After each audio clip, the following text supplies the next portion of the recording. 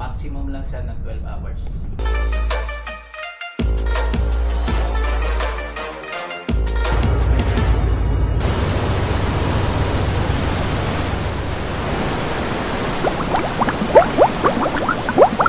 Good afternoon. We have our BDR, Kuruno BDR or SBDR. After incident, press and hold save button on BDR SBDR remote alarm panel until safe LED blinks to prevent hard disk drive HDD data from being overwritten. We have 4 recording areas. So rough display the number of remaining recording areas. When all 4 areas are used, save LED lights to record data to HDD hard drive again. Use new HDD. So if ever na maubos tong 4 na to, i-report natin to sa technician para palitan ng hard drive ulit. Kumbaga meron lang tayong 4 na beses siyang pwedeng ma-save. So bakit ba? Paano ba to ginagamit? Paano ba sa isi-save? Open after incident. So for example, we have a collision, we have a grounding. Pagtapos na lahat ng communication na yun within the authorities, radio, within external, sa telepono, mare-record niya lahat. Kasi kung titignan nyo, meron tayong mga microphone. Yan, may microphone tayo dito sa bridge. So ito, more on communication sa bridge lahat, nire-record niya kasi nga may mga microphone, nare-record siya. So, on the first event, tapos na lahat, siguro umabot siya ng 1 or 2 hours. So, open natin to, and then save. Magsisave siya. At the same time, pag nakasave siya ng isa, mababawasan to. Mapupunta siya sa 3. So meron ng isa. So may darating na authority para mag-investigate kung ano ba talaga nangyari. Kukuha rin siya ng information dito sa BDR. Yung nandoon sa electrical store, like doon sa baba. So after that, hindi pa natin siya totally pwedeng palitan kasi may 3 pa sayang. So hayaan yan ng 3. So more and more, hanggat maubos siya, according to this, after incident, tsaka siya papalitan. Hindi siya mismo ito yung hard drive doon, yun ang papalitan. So, lahat ng alarm din sa makina, naka-record din doon, nakikita niya doon. So, hindi lang yan dito, nakabase. Pero, yung totally communication ng bridge, kasi nga dito nagre-report, BHF, yung communication sa telepono natin by verbally kasi nga nare-record lahat, ma-save niya. Paano naman kung hindi mo sinave? So ilan ba yung ano niya bago siya ma-reboot? So parang 24 hours yata. After 24 hours yung incident na yun hindi mo na siya ma-retrieve. So kaya ma-override na siya. So after the incident, kaya nga sinasabi dito, after the incident, hindi totaling nangyari yung halimbawa nagkaroon ng grounding. Hindi totaling pagka ganon, pinindot mo na. Hindi ganon kasi pag nag-grounding, meron pa tayong gagawin. Marami pa. Sounding ng all tanks kasi communication yan. Gagamit tayo ng walkie-talkie, reporting sa authority kung saan man, tatawag tayo sa management. After that, na natapos na lahat yung mga communication, na nalaman na natin yung extent kung may damage o wala, kung nagkaroon ng flooding o kung ano man, tsaka pa lang natin siya isi-save. Para pag nag-investigation, kumpleto yung details yung makukuha dito ng kung sino man yung mag-iimbestiga. At the same time, nire-record din natin yun sa logbook o kaya sa kung saan man na dapat i-record. So ganito siya ka-importante. Sa ibang barko, yung SPDR meron pa siya dito parang maliit na TV. So pwede mo siyang makita doon kung gumagana ba yung ARPA mo, kung gumagana yung ECTIS, tumatakbo, at saka yung mic, pwede mo siyang i-test. Yung sa previous vessel namin na ITV, kung sino man yung nakasampa ng ITV, Dalian Valve at gano'n sa doon, lahat yun pwede mo i-test kung working ba siya. At makikita mo, nandoon. At the same time, pag playback mo yung ECTIS, makikita rin doon sa playback. yun yung mga simplified PDR. Ito, matatawag na rin to simplified kasi halos naman lahat naka-connect sa dito. Pag nawala yung AIS, mag-aalarma. Pag nawala yung ARPA, ECDIS, mag-aalarma siya. So, almost na nandito lahat. Tanong? Sir, Yes. in case na hindi matapos yung 24 hours na investigation, before mag 24 hours, pwede mo na siyang i-save. Kaya nga hindi na natin dapat paabutin Hindi, ng kung 24 halimbawa hours. sir, Nakalimutan. hindi, before mag 24 hours, Mm. di ba isi-save na natin yan? Mm. Yung the next investigation pa rin na tuloy-tuloy pa rin yung investigation na hindi matapos na isang araw, Mm. pwede na naman yung Yes, pangalawa. pwede na naman. Hanggang sa maubos mo siya. Yun yung, ang gusto mong malaman doon, which is yung nangyari nga, Oo. hindi matapos Hindi siya na matapos ang isang isarado araw. sa isang 24 oras. So, pindutin mo na kaagad. Before mag 24 hours. Before mag 24 hours kasi mag-overlap siya. Mag-override siya. Kumbaga, pag na-override siya ng panibago, wala na yung Wala na yung communication una. dati. So, pag prines mo yun na lumagpas sa 24 hours, Kaya kailangan pala sir, before mag 24 hours, i-press na siya para ma-save yung... para ma-save.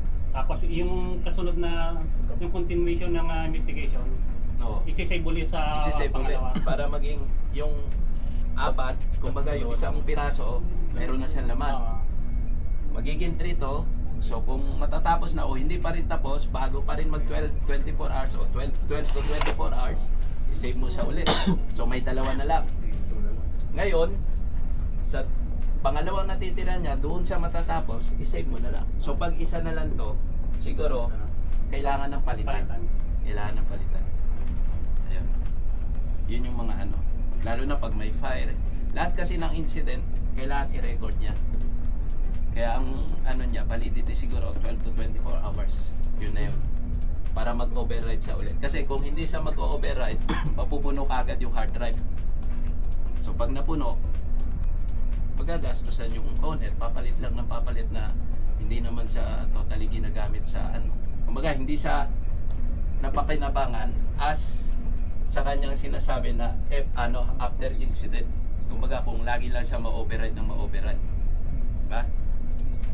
Ano pa? Question? Lalo na bago. Pag example sa abandoned ship drills, abandoned ship sir. Abandoned ship, ganito yan. Pag sa abandoned ship naman, hindi na natin siya maire-record eh. Kasi wala na tao dito. No? Pero as long na pwede pa, abandoned ship, meaning to say, malaki na yung sunog. Malaki yung sunog talaga. So, kahit i-record mo to, pagiging useless kasi baka yung lahat ng accommodation masunog na. Yun na yun, kasi masisira na rin siya eh. Hindi lang natin alam kung maapektuhan ba talaga yung hard drive. Pero, in case of any scenario na fire talaga yung kalaban at saka yung abandoned ship, sinking ng vessel, wala na siya. Hindi mo na siya magagamit. Ang magiging ano na lang, yung voyage data recorder, yung nasa taas. Yung capsule, parang black box. Yun naman, ang parehas din siya, nagre-record din siya. Ang problema lang doon, hindi siya float free. Meron namang iba, EPIRB din siya tawagin, pero SBDR EPIRB. Katulad ng EPIRB din, float free siya. Sa ITB merong ganon, kabilaan. Pero yun nandito, nasa port side, float free EPIRB, pero SBDR. So meaning to say, ganon din, may HRU. Pag kunwari lumubog yung barko, lahat ng ano doon, lahat ng pangyayari, automatic siya na-record.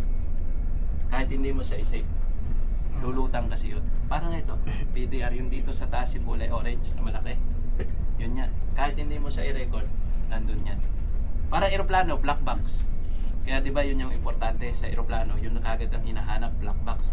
Kasi doon makikita, malalaman kung ano talaga yung nangyari. So dito rin sa barko, kung hindi naman pakinabangan to, yung BDR doon sa taas na pinaka capsule. Yan, may battery rin yun. May ano. Ngayon, pinaka pakinabang talaga dito, tulad ng collision, grounding, flooding, yan, reporting, mga under attack, pwede natin siya i-record. Kasi hindi pa, kompleto pa yung barko. Hindi pa siya nadadamage. Not unlike na mag-abandon ship tayo, wala nang maiiwan. Pero ganito pa rin, abandon ship na hindi lulubog ang barko. In-abandon ship lang kasi halimbawa, we have a fire in engine room. Diba? We have a fire. Lahat na ng firefighting appliances ginamit na. And then nag-report na hindi maapula yung apoy. Hindi maapula, hindi mapatay. Ginamit na natin yung hypermist, boundary cooling, fire hoses, CO2. Meron pa rin extent ng fire.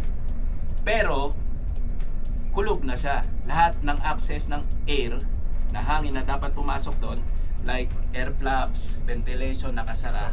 So, hindi na siya magtatagal. Pero may apoy pa rin. So, kinakailangan mag-abandon ship. Pag nag-abandon ship tayo, pag mga ganong senaryo, pwede mo siyang pindutin. Kasi pwede pa rin siyang balikan ng tao hanggat hindi lulubog yung barko.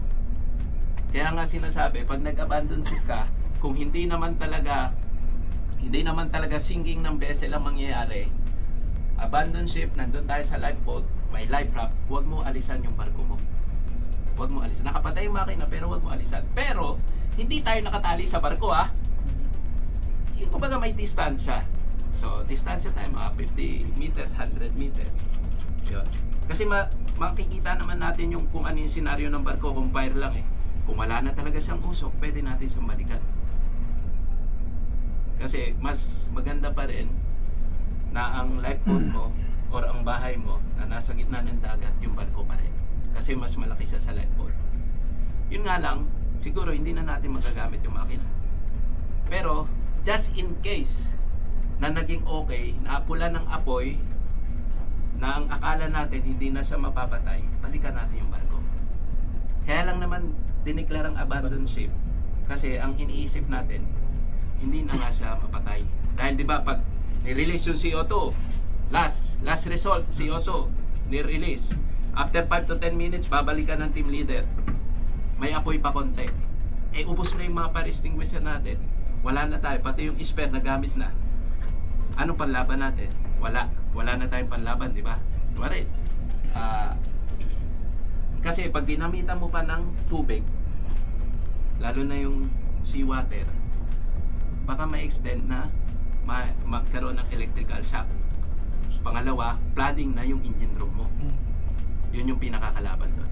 Kaya nga merong CO2 at merong hypermist. Yung hypermist kasi kanya-kanya lang naman yan na merong designation eh. Di ba? Yun yung hypermist, nakatutok yan sa walang electrical kasi tubig yan.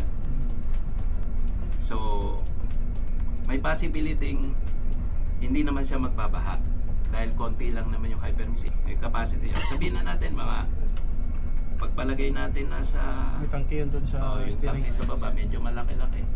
Hindi naman natin maano. Pero meron siyang kapasidad. Dito sir, manual lang siya sir. Wala Manual siyang na siya. auto. Wala siyang auto detect. So kung mapapansin nyo sa mga hotel, sa mga cars, luxury ship katulad ng passenger, kaya pinagbabawal manigarilyo sa mga kabina-kabina doon. Meron silang designated smoking area kasi once nakadetect ng usok, yung smoke detector nila doon, Automatic. pag nag-alarm yun, automatic yun. Yung sprinkler nila, magbubuga ng tubig. Pero dito sa atin pala, okay, mas magandang idea, manual. So in just any case, kung ano lang yung ma-detect niya, pwedeng yun lang ang bubuksan. Yes, pipindutin. So yun lang magiging maapektuhan. Pero inuulit ko, kaya hindi pwede doon sa makina yung fire hose talaga na gamitin kasi malakas yung fire hose. So ang tendency magkaroon ng flooding talaga, no? Pero pwede rin siya. Kaya lang hangga't maaari kung pwede nating iwasan para yung flooding mawala. Kaya meron tayong CO2. Yun, yung CO2 talaga. Magiging effective yung CO2 pag lahat talaga ng ventilation nakasara, pati yung pinto, kung ano man yan, kailangan well closed talaga siya. Para yung hangin kasi, di ba, may triangle of fire, fuel, heat, oxygen. So pag wala nang dinadaanan ng oxygen, pwede na siya makombat. Eh yung CO2 pa, Mas mabigat yung CO2 Oo. kaysa hangin. yun, mas mabigat yung CO2. So parang tatakpan niya yung apoy. Smothering effect. Yun, smothering effect. Tanong pa? May authorize ba na mag-click yan sir to huwag mag-save or anyone can? Anyone can do as long sa discretion ng kapitan. Halimbawa, inutusan kita. Kasi busy ako eh. pakipindot na kagad. As discretion by master yan. Walang pinipili yan, basta sinabi ng kapitan. Katulad na lang ng ganito. Hindi tayo pwedeng mag-a-abandon ship hanggat hindi sinasabi by verbal ng master. Di ba? Yes, sir. Hanggat wala kayo naririnig by public address ng verbal, katulad ng drill. Di ba? This is a drill, this is a drill, this is a drill. Di ba? Drill lang. Pero pag nakarinig kayo, this is a real world. Oh. Pag wala kayong narinig na drill lang, ibig sabihin, totoo yun. Kaya hanggat maaari, laging may public address pagkatapos ng bell or kasabay ng bell para malaman nyo na nag-execute tayo ng drill. Pero pag hindi na, wala nang drill yun. Automatic yun, continuous ringing po. Par in the galley. Walang drill. So ibig sabihin, real word na yun na may fire. Yun ang pinagkaiba. Kaya laging iisipin nyo, bago kayo promosid sa master station nyo, o bago kayo kumuha kung ano man yung gamit na kukunin nyo, hintayin nyo lagi yung public address. Kasi mamaya, totoo pala, kung bagal-bagal lang, bagal-bagal kilos. Diba? Kung drill, gawin natin realistic, makatotohanan. Kasi in real world talaga, na may fire, na may emergency, kailangan double time or triple time tayo. Okay? Para rin yung security. Yung security natin, yung SAS alert natin, kailangan lahat alam kung nasaan. Kung nasaan yan, kung saan nakalagay. Kasi bakit? Paano kung si chief mate, si chief engineer, si second mate, lahat ng opisyal na-captive? Kayo na lang. Hindi natin na-push yun. Security alert natin. Hindi nyo rin alam. Wala na. Hindi alam ng taga-office na na-breach yung security natin. Pero, pinapaalam yan sa lahat lang ng crew. Sa lahat. Pagdating sa mga tagalabas, sa bisita, lalo-lalo na sa bisita, hindi nyo pwedeng sabihin kung nasaan. At hindi nyo rin pwedeng sabihin na allowed kayo gumamit. Allowed kayo po dito. Pwede yan.